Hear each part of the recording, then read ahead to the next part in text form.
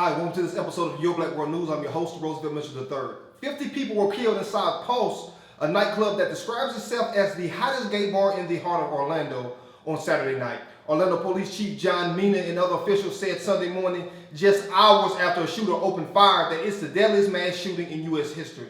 At least 53 more people were injured. Mina said police have shot and killed the gunman. Orlando Mayor Buddy Dyer said that he declared a state of emergency for the city and has requested the governor to do the same for the state. Law enforcement sources told CNN that the suspect had possible explosive devices strapped to his body and in his vehicle, but a U.S. official said later that no explosives were found. At least 9 officers were involved in the shootout and several corner vans were seen traveling towards the nightclub. The shooting began around 2 a.m. and an officer who was working at the club responded.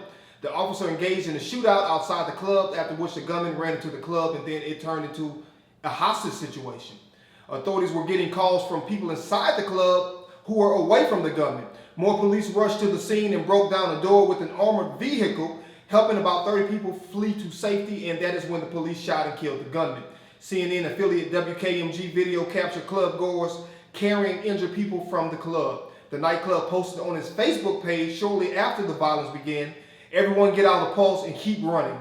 Orlando police warned residents to stay away from the area and urged people not to call their offices.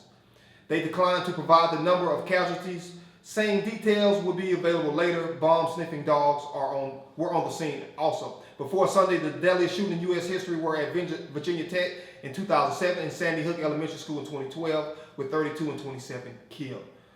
Wow, I am just at a loss of words, and I would love to hear what you think about this, so please leave a comment in the section below.